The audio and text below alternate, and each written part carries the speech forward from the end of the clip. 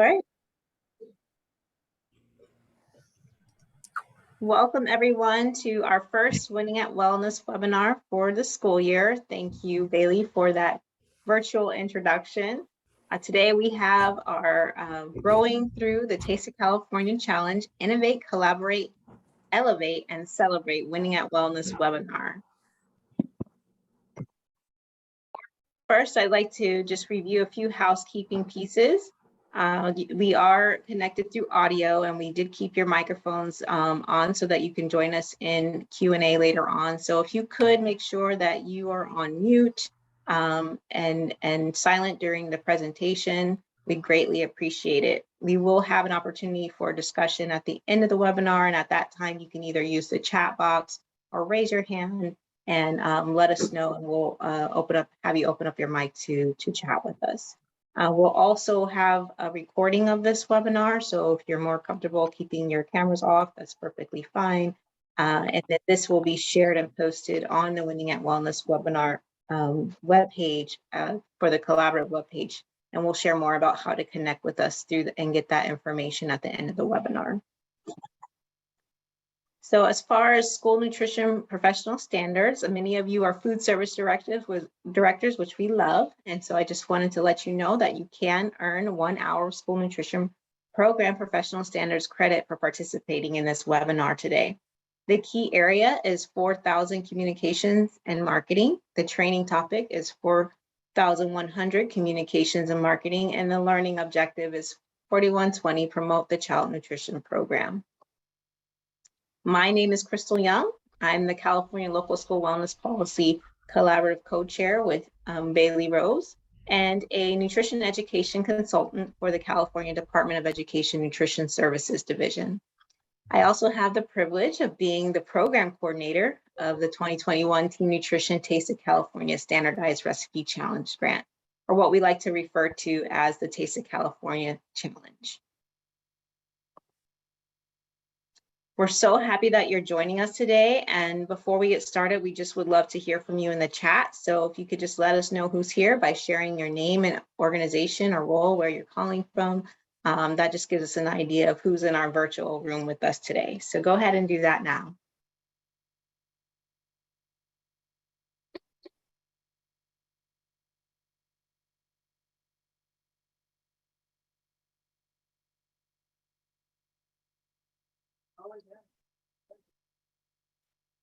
Wonderful. We have folks from Milk It Hungry, Dairy Council, Elk Grove. Okay. We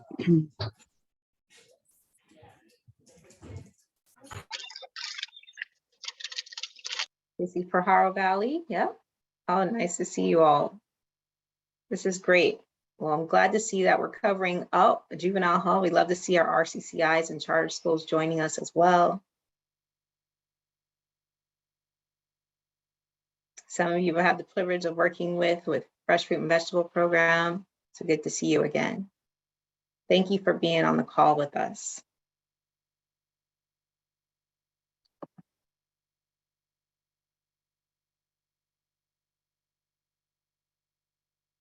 So just a little bit of background on the webinar today. It's going to feature a moderated panel discussion with our Taste of California Standardized Recipe Challenge ambassadors. With the panelists, we'll explore how to build resilience in school nutrition programs. So we'll get a glimpse of their recipe development and standardization process, and I'll give you a little bit more background on the Taste of California Challenge grant as well.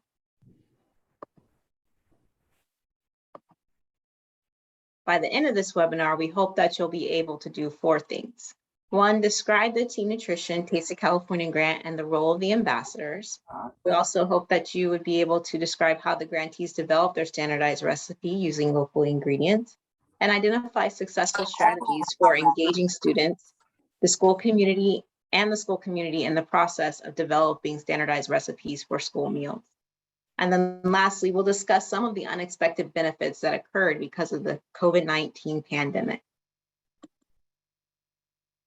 Before we begin, I'd like to share with you California's vision for transforming schools. This is an infographic that highlights 7 key strategies that are intended to work together to ensure every child receives the opportunities they need to succeed. starting with universal kindergarten for 4-year-old children, community schools, education, professional development, anti-racism training, expanded learning programs, and last but not least, the implementation of our state's universal meals program. Please come to the front office. The state superintendent really understands the critical role that school nutrition plays in increasing nutrition security among students and improving student well-being and academic outcomes. Our Taste of California Challenge journey started with receiving $300,000 in 2020 to administer the CDE Taste of California grant. We awarded $266,000 in sub-grants to 17 local educational agencies in April of 2021.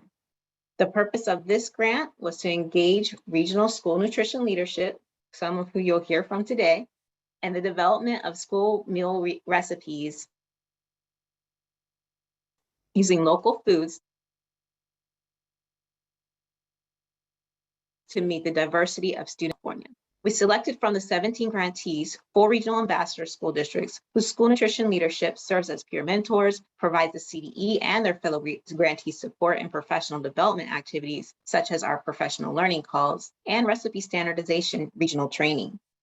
In addition to contributing 24 recipes to the Institute for Child Nutrition's recipe box, the NSD will share the recipes and success stories statewide on the CDE website as an online recipe book magazine. So let's get started with getting to know our panel.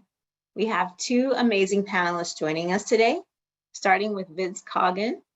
He is the Executive Director of Nutrition Services and Warehousing at Natomas Unified School District, where he oversees the service and production of breakfast, lunch, supper, and summer meals. He is a former academic department chair at Le Cordon Bleu in Los Angeles, and currently he's an instructor, proctor, and item writer for the National Restaurant Association Education Foundation, and a consultant for the Institute of Child Nutrition. And of course, a Team Nutrition Taste of California Challenge Ambassador for our Southern region. We also have with us Devinder Kumar. Devinder is a food service director at Wonderful Prep Academy in the Central Valley. His mantra is to come for the academics and stay for the food. Devinder is also Team Nutrition Taste of California Challenge Ambassador for Coastal and Central Valley region. He was born and raised in Northern India and began his journey with a degree and job as a pharmacist.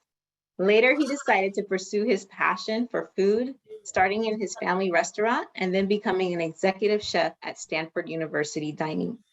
In his 21 years as a chef, he has combined his knowledge of food and medicine to create enticing dishes that are nutritionally balanced. And amid the COVID-19 pandemic, Devinder co-founded a nonprofit to provide free meals to those in need. Please join me in welcoming Devinder and Vince.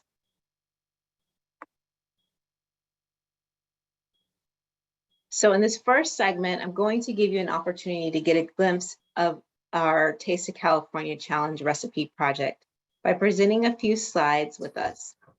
Then we're going to transition to a more intimate conversation where I'll be prompting each of you to share the strategies and opportunities that lead toward growth and resilience in your school nutrition programs during this grant process. Then we'll open it up for questions that you or the audience might have for one another. So to begin, for the grant that each of you developed as a standardized recipe using a locally sourced ingredient that highlights a cultural or community taste preference. Please tell us about your recipe development process and how you engage the school community in the process. Vince, we'll start with you. Cool. I am welcome everyone. I'm Vince Coggin at Natomas Unified in northern Sacramento area, where we have about 15,000 students. We reduced to 51%, 61 unduplicated, and then we do breakfast, lunch, supper, snack, and summer meals. As a proud moment, I think during the pandemic with all the waivers, we did 759 days of consecutive meal service from April 2020 till May 26th of this year as the waivers expired. We purchase a lot from local foods, from local farmers, and even starting a food hub. Yeah, even starting a food hub with the California Department of Food and Agriculture grant. Yeah, we're California Thursday District. Shout out to Liz, and 20 school sites, and then summer meals we ramp up and we do 30 meal sites altogether. But I think going through the pandemic, our principles are still the same. And if you go over to the next slide, the way we created our recipe for a taco salad is basically the same way that we've been doing since the 10 years I've been in here. So the conditions have changed, and it's in some ways it's easier, in some ways it's harder, but we still engage three stakeholders, and they are our students, our local farmers and growers, and then our staff. So from this recipe itself, It's performance level. yeah, so Yeah. from the recipe That's itself, proficiency, what? we engage, That's proficiency level. so we engage a lot of our students.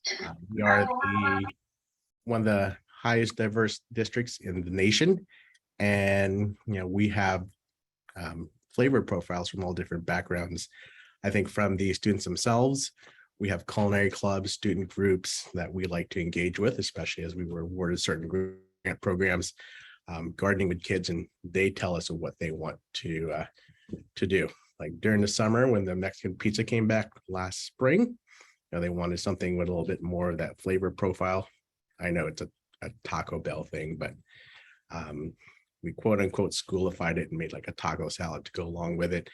And now even to this point, trying to add a local protein that goes with it.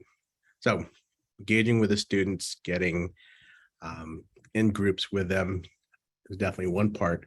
I think just being in Sacramento and being part on the picture of the Sport Food Hub, we get to work with 24 local farmers and growers that help support our salad bar and farm to school program. And we get to pick from a wide variety of produce and things that they're growing to even source a lot of things that we have. Engaging with them, like we didn't know we had farmers who grew rice in our own backyard. So seeing what they have available. But of course, like to make things stick, we have our staff that we engage with. Our staff definitely gives us feedback on what they want. I know how easy it is from a vantage point to write a menu here behind a desk, but for the staff who are making hundreds and hundreds of these portions, they give us feedback on what they like, what they don't like. Because often what I learned very early on is something could sound very easy, like a 4-layered bean dip, but when it comes to the site making 500 portions of it, it's quite time consuming and not the best use of production labor hours. So with that, we have staff from different levels. We're basically our menu committee team that help give us input on the students like it and whether or not it has the ability to stick and fit within their schedule of production. So making this taco salad is not much different than making most things. I think when the students like it, the farmers grew it, and our staff like making it, and they feel like they own it, it's a win-win-win type of recipe for all the stakeholders involved. So on that note, I'll pass it off to Devinder. Thank you, Chef Vince. I think I should have gone before you because now my mouth is watering and I can't talk. Anyhow, coming back, good afternoon, everyone. My name is Devinder Kumar. I'm the food service director at Wonderful College Prep Academy, located in the heart of the Center Valley. And we have 2 campuses in the Kern County, one in Delano, California, and second one in Majestic, Lost Hills, California. Winning at wellness is in our DNA. And as the theme of this presentation, innovate, collaborate, elevate, celebrate is our mantra. My team takes pride in the craft And both campuses serve almost 100% scratch cooked meals that showcase innovation in culinary, campus-wide collaboration, and elevation of a local community while celebrating people and culture. Next slide, please. As shared in the previous slide, program showcases 92% of a fresh produce, predominantly locally sourced and homegrown. We are so proud to spearhead our branch to bottle olive oil project, where our scholars and community members harvested almost 4 tons of olives and converted them into a 1,400 extra virgin olive oil bottles, as shown in the picture above. This project helped our scholars to get health and wellness classes through our learning farm, culinary classes in a teaching kitchen, which my chef and we both oversee. Besides that, we have almost 80 raised beds on campus, greenhouse, aquaponics, and hydroponics. Next slide, please. And for the Taste of California Standardized Recipe Challenge, we are showcasing something very, very near to me, to my heart. We're showcasing a California bowl. As in the name, it features a curry that comes from a region I grew up in, India, and California, that's where we are. So we want to showcase the vernacular ingredient with the flair of Indian spices and curry. It helped us provide a nutrition education by connecting with students. We demonstrated how to prepare meals at home, build community relationship. And for this, local ingredient we used is the quinoa that comes from a Northern California farm named Lumber Farm, cucumbers, butternut squash from a local growers, and also extra virgin olive oil, guess what, right from the school grounds. So all those local ingredients with the spirit of a California and on a global cuisine menu. Our goal is to bridge the lack of familiarity with the other cuisines and the plethora of locally grown nutrition-dense products. Our menus are thoughtfully created, prepared, and enhanced with textures, flavors, and opportunities to learn about any unfamiliar ingredients. With that, let me pass it back to you, Crystal. And I think we were going to have Vince share a little bit about how he is able to support professional development and motivate his staff. So if you could go ahead and do that, that would be wonderful. Cool. One thing with professional development, it's easier now, and yes, there is supply chain and staff shortages, but it's easier now with KIT funding.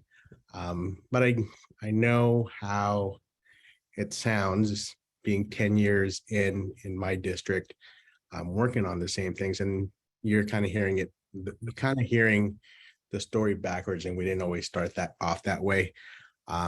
In hindsight, it's clear that it was easy for me to more align with organizations that are doing it than to create something from scratch. And I'm like, just even knowing the people on the call, aligning with Dairy Council, who I benefit from just having in my own backyard, Center for Eco Literacy, No Kid Hungry, California Department of Food and Agriculture, aligning with a lot of professional developments that they offer, and are still offering to this day, make it much easier and doesn't require me to come up with that curriculum or the training, because often, especially with the pandemic, a lot of those are recorded online.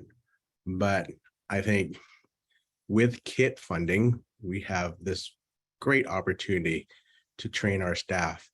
I think from my vantage point, it's going to be since a pandemic, since 2020, it's been like 2 and probably another year or 2 of capacity building towards speed scratch cooking, towards farm to school, customer service, and those type of things before, possibly an official recession does hit, and more the school district and the school lunch program becomes more of a cornerstone than it already is for many people in the community. So with kit funding, like having a day like Monday, which we used to call Columbus Day, no school, and with kit funding and some of the instructions that we have and some pulling from some of the resources that I mentioned earlier, we trained our staff on cooking from scratch, processing fruits and vegetables to put in our salad bar, because one way to look at it is, yes, just a supply chain shortage, but also working with local farms and maybe having the ability to make it ourselves instead of getting it from supplier just changes the paradigm and how we approach things. I think not getting it or having it stuck in a cargo ship or waiting for a specific type of food or ingredient allows a district to kind of see what we can make in house.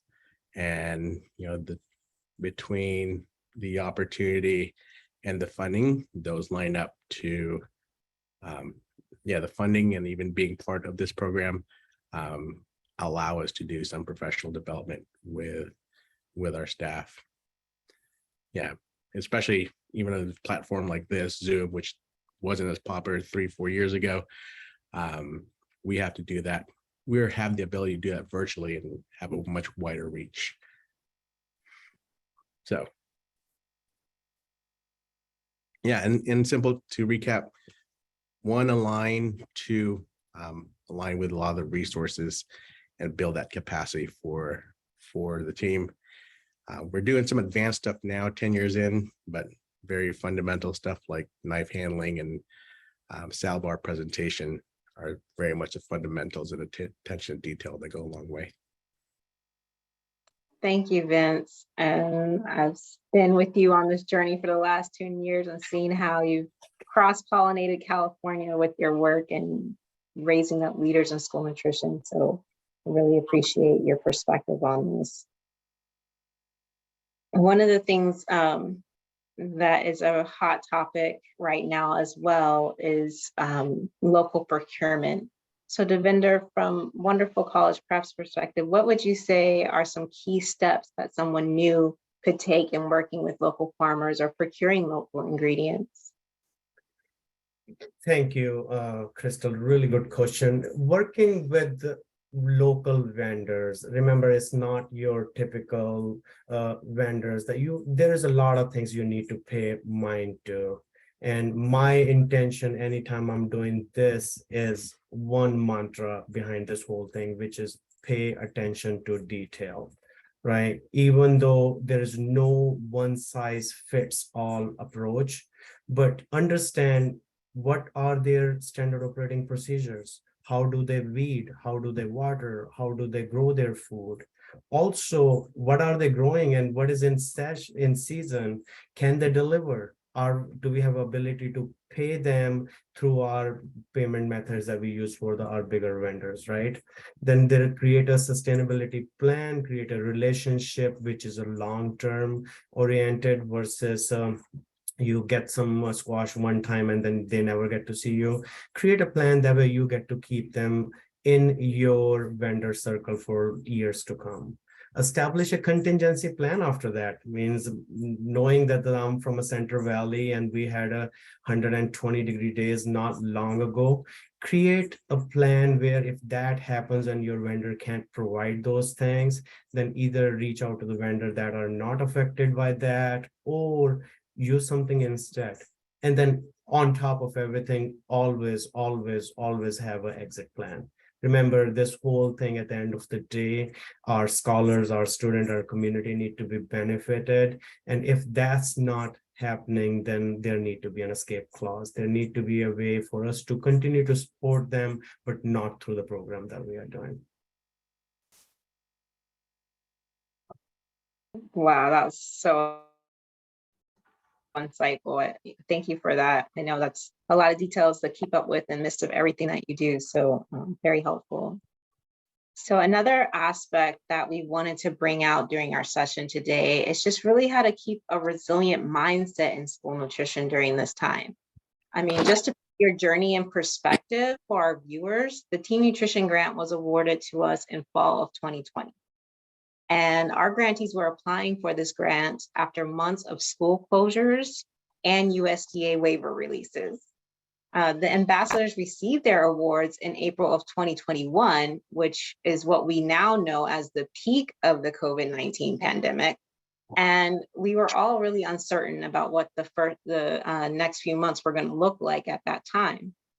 So, but together, you all remained optimistic and passionate about our goal to lead our school nutrition operators in creating new recipes and continuing to be positive and as like a pillar really in the school community for students and families. So, you know, we want to just acknowledge, like during the grant period, you all faced many challenges in implementing your grant activities due to COVID-19, such as supply chain shortages, staffing issues, and even the transition to universal meals.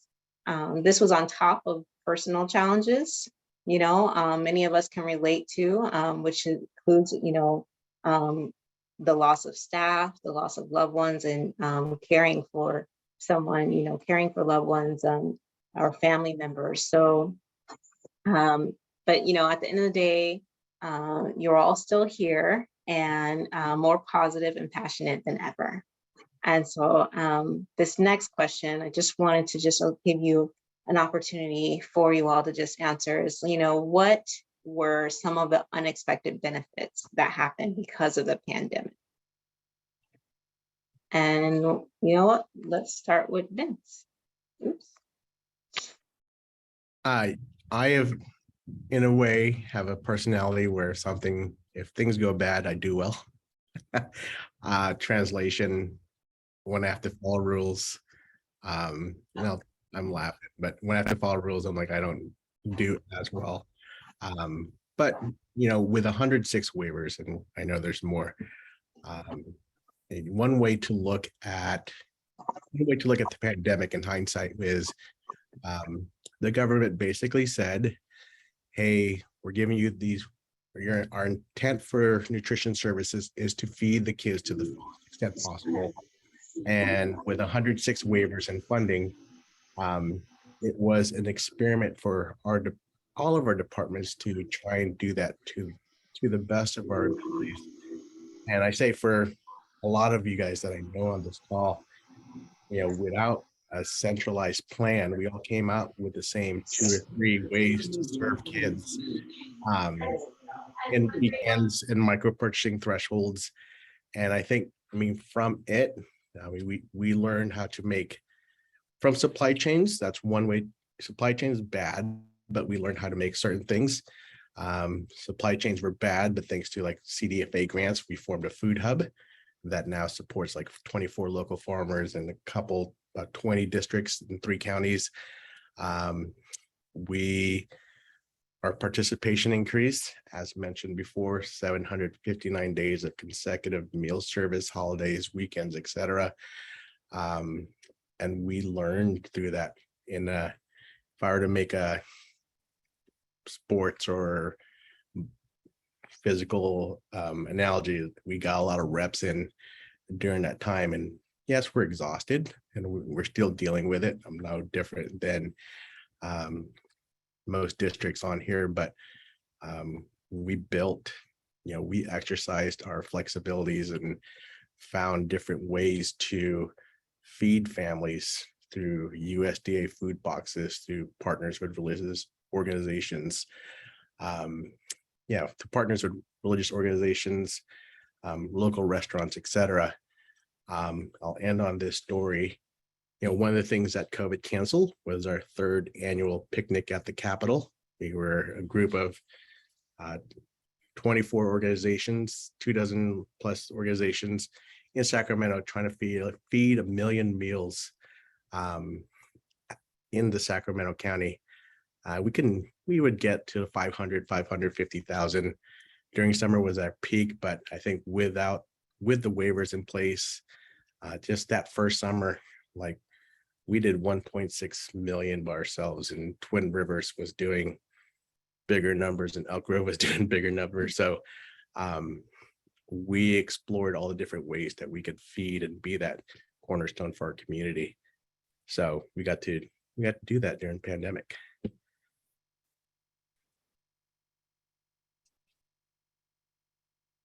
That's so awesome. I remember you were sending me pictures of the families lining up down Yeah. the streets for the food pantry project. I mean, just a critical role you played in the community events during that first shutdown. So thank you for sharing that perspective. How about you, Devinder, Chef Devinder? What would you say?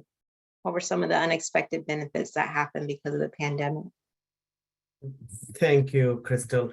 Very, very humbling and a very, very good story, Chef Vance. It's amazing to hear that how everybody came together. And I think this was the one of the most unexpected benefit out of this whole thing for last 27, 28, 30 months, whatever that is. I lost a track after 9 months. So everybody wanna show up for the community. Everybody's there for only one cause and one cause only, and that's our extended community, that's our immediate communities, that's our families, and one thing, as Chef was saying, that we saw a lot of increase in a meal participation, not even during the COVID, when we were serving to the houses and a bulk meal, and then when we brought our kids back over on the campus, we were doing multiple programs, either feeding inside the dining hall to feeding inside the classroom and everything in between. After 27 months, one thing that my staff took a lot of pride in was to create an excitement. Means this is how I say that as we know that there was a very quite humbling phase, but one thing that came in a threefold that worked in our favor was excitement, excitement, and excitement. We kept on doing a lot of fun stuff within our dining hall. You talk about colorful food, celebrating the cultures, people, and simply just because means we just wrapped up our fall decoration. This is a fall break for us, and Tuesday, when our scholars come back on campus, we actually created a pumpkin patch within the dining hall. So my staff and my team is not missing out on any opportunity to create excitement within the Harvest Hall, that's our dining hall name, and within the school in general. And since pandemic, we have celebrated multiple scholars and community events, created themed menus, themed dining hall. For example, we're building, last month, we had actually a photo booth.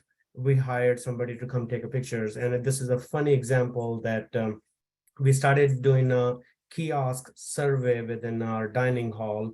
And we saw that our scholars were going in iPads and taking selfies. Well, never let the crisis go to waste. So we thought, let's do a photo booth and give them you want to take a selfies? We'll give you a selfies to take in a better environment, right? We do a bunch of a raffle program in association with the academic and admin staff. PBIS points and raffles are another thing. Food art is a very consistent thing. Board games and movie nights. So all those things, even though we did in the past, now there is so much energy around those things, so much love and care around those things, because we didn't get to see those things for the last 2 years. Means knowing that as Chef Vince was saying earlier about that we didn't get to do the picnic, but next picnic is going to be way bigger than that, because there's going to be the thing that you miss, you want to put an added energy and added thing to that. And in a nutshell, my password for the entire thing is #excitement2022 exclamation mark. Thank you, Devinder. And I have to say, they do throw big parties at Wonderful Prep. I can't wait to come down in the spring and see your site for our training. It's been awesome to see all the work that you've done, even around celebrating different cultures, from indigenous people groups to for Latin Heritage American Month with the mariachi band. Just beautiful work. And it's so important, like you're saying, to just keep that connection with our students, making them feel welcome in the school environment, and letting them know that they're cared for and loved, and especially after what's going on since the COVID pandemic. So appreciate both of your insight on that. And I just wanted to say, as a recap, the pandemic really brought growth in nutrition and wellness collaboration, scratch cooking and local vending. I mean, you heard about increased meal participation in the school nutrition programs. And so I know that this is just a glimpse of what's happening all around the state. So I wanted to say thank you to all of you for your leadership, and thank you to Vince and Devinder for sharing these inspiring stories today. So at this time, we want to open it up the discussion to the audience. Okay, we have plenty of time left, so don't be shy. If there's any questions that you have for our panelists, please feel free to share your question in the chat or to use the raise hand function to raise your hand so that we can call on you or and have you off mute or say your question for our panelists to answer. And there's a few of us on the wellness team that will capture that for you. So I'll give you a minute to respond, think about what you heard today.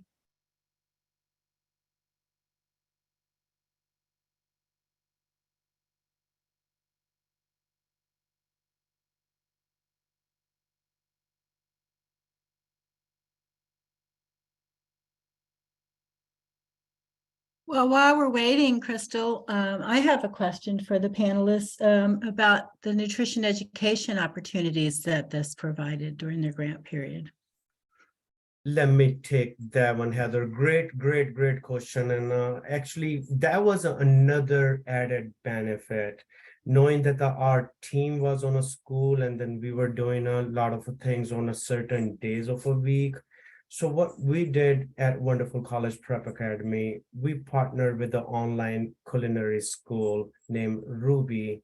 And with that, I enrolled 80% of our internal team in the certification program for them to not even acquire culinary skills, but also an opportunity for myself and another fellow chefs to showcase what happened in the industry or my journey within the culinary world. Not even showcasing the cuisines we are good at, but also showcasing how to create the same menus for 2,500 meals per meal service. So 8 of my team members that will be graduating this next month rather, and our superintendent, Ms. Martinez, she's going to just honor them and celebrate them with the certification of them. And this was one of the things that was an added benefit of the last 28 months. Vince? Yeah, I went to a classroom a month ago and I saw about 10 milk boxes that had seedlings, like tomato seedlings from it. And I asked the teacher where they got that from. And it came back, and I forget, and she's on this call, Sonia Fernandez, Dairy Council. She did a virtual video during the pandemic where we gave packet seeds to the kids during Farm to Summer week, and she did a video on how to do like milk box planters. I think months later, they're still referring back to that, and just to see it months later, we could still see. I could still see the impact that those nutrition education things had for our students. Looking back, some things seem funny now, like when we do drive-by birthdays or No Kid Hungry food truck. But even on a platform like this, I could remember very early on, Center for Eco Literacy did their calls that we would tune into with the Lunch Assist team, and being able to do cooking videos or meeting and nutrition education videos on a platform like this is definitely a benefit from that time period. Well, thank you both for answering those questions. We have another question from Raj at the Dairy Council, who wanted to know, how do you get students involved in the creation of your recipes or get feedback from your students? So in my world, it starts out as a complaint. Hey, some kids don't like this. And, I mean, that's the best opportunity if you want to look at it that way. You meet with a student or students group and I go, hey, I got this, okay, great idea. I hear what you're saying. You want, it's always like, I want a nacho cheese version of something. Let's come up with something. Let's come up with that recipe and make it school compliant, and then we'll menu it that day. And in the past 5-7 years, we've taken those opportunities where a student comes to us with something they don't like, and a food club, food organization, or gardening club comes out of it. And we're still doing that to this day. Correct. And I want to echo what you just said, Vince. The same thing, but for us as not even a feedback for that, we actually installed a kiosk within the dining hall where if we serve something and nobody's liking that thing and I'm seeing all those sad faces, then I want to understand what happened that day, right? And starting with the, let me step back for 1 second. The same thing what we did for the standardization for this grant.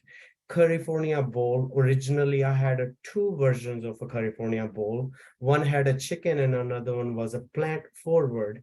And back of my mind was chicken was gonna win, chicken was gonna win, chicken was gonna win. But guess what?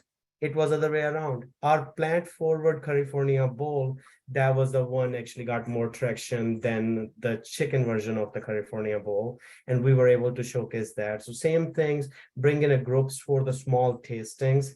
We have a culinary club on campus. We have a learning farm club that we have in the middle of a building on campus. We have the teaching classes every Friday starting next week on campus.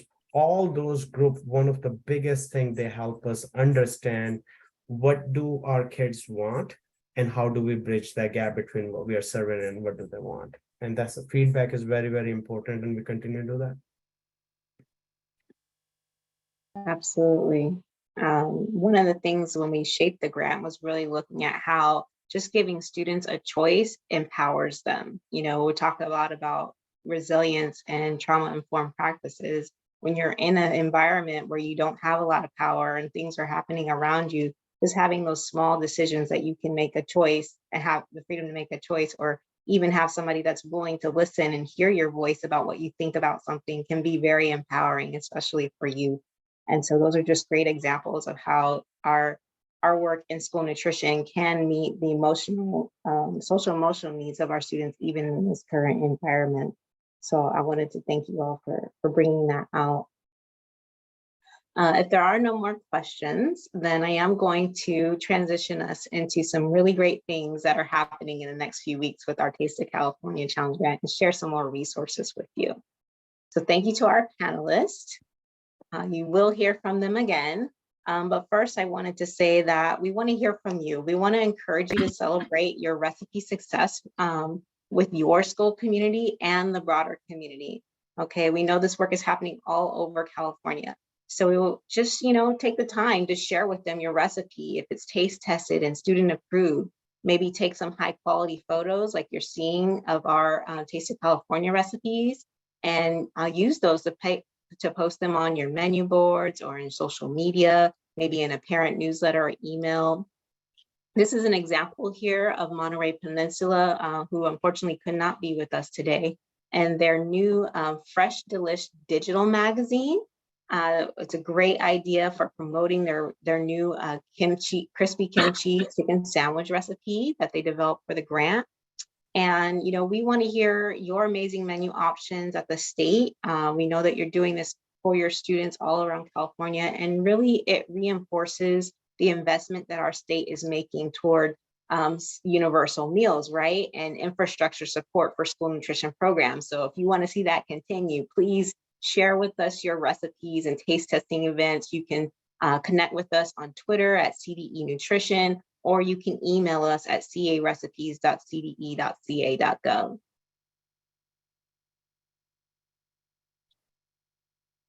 If you liked learning about recipe development and want to learn more, or maybe using local ingredients or culturally inclusive taste recipes, we want to encourage you to also join us. We'll be at the California School Nutrition Association in Pasadena on October 20th and 21st. And The CDE and our Taste of California Challenge ambassadors will be holding 2 sessions at CSNA. The first one is going to be an engaging chef challenge where you will see our ambassadors prepare their standardized recipes, including that beautiful California bowl that Devinder mentioned, and also discuss how the Teen Nutrition Taste of California Challenge grantees engage the school community amid the challenges of the food and labor shortages to create these student-approved recipes for California. We'll also have a session on the steps to creating the recipe, the USDA standardization process, and that will include some more details and successful strategies for scratch cooking, as well as fresh ideas for engaging your school community in the process.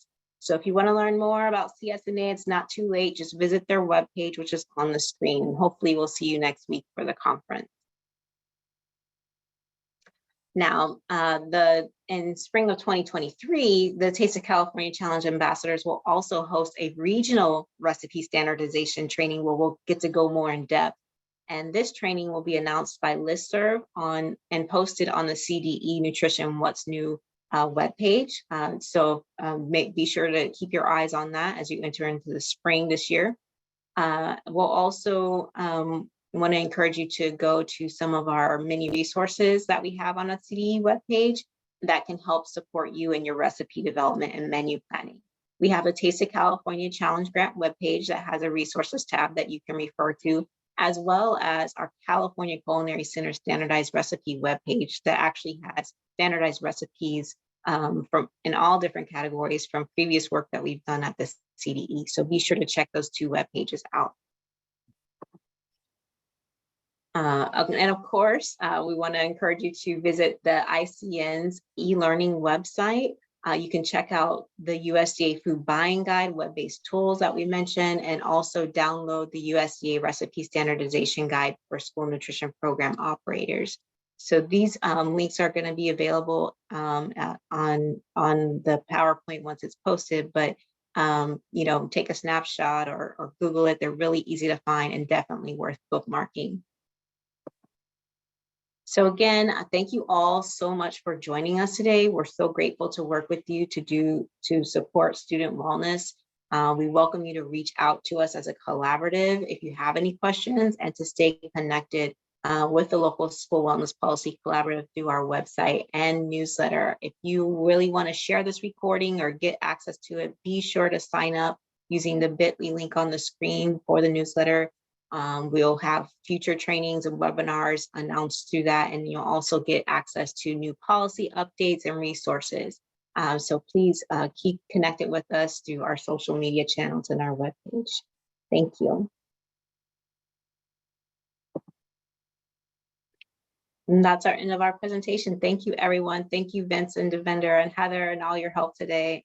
Raj, Bailey, you all have a wonderful afternoon. Thank you, everyone.